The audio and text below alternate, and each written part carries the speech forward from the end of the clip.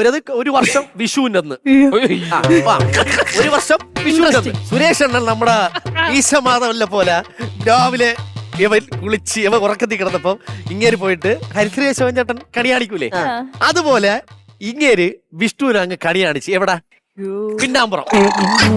ഇതാണ് വിഷ്ണു കണ്ടത് രാവിലെ എണീറ്റിട്ട്. ഇത് കണ്ട് വിഷ്ണുവിന്റെ കിളി പറന്ന് വിഷ്ണു ഭയങ്കര ദേഷ്യപ്പെട്ട്. പക്ഷേ അതിന്റെ പിറ്റേ ദിവസം മുതല് വിഷ്ണുവിന് വച്ചടി കയറ്റുക.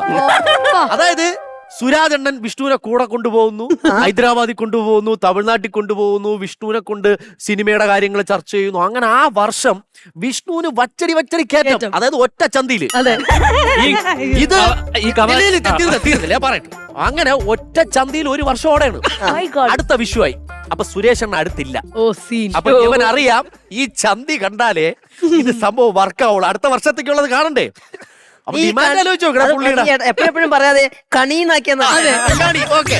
അങ്ങനെ ഇവ എന്ത് ചെയ്തു? വിഷുവിന്റെ തലേ ദിവസം സുരേഷ് അണ്ണന്റെ ഒരു കൂട്ടുകാരനെ വിളിച്ചിട്ട് പറഞ്ഞു, അണ്ണാ എനിക്കൊരു സഹായം ചെയ്യണം. സുരേഷ് അണ്ണ ഉറങ്ങിക്കിടക്കുമ്പോ അറിയാതെ സുരേഷ് അണ്ണ അറിയാതെ അതൊന്ന് അത് സ്പെഷ്യൽ മെൻഷൻ ഉണ്ട്, വ്യക്തമാകുന്ന ഫോട്ടോ എടുത്ത് എനിക്കത് അയച്ചു തരണം. അതെന്റെ LED TV-യിൽ ഇട്ടിട്ട് രാവിലെ എണീറ്റ് കളി കാണാനാണ്.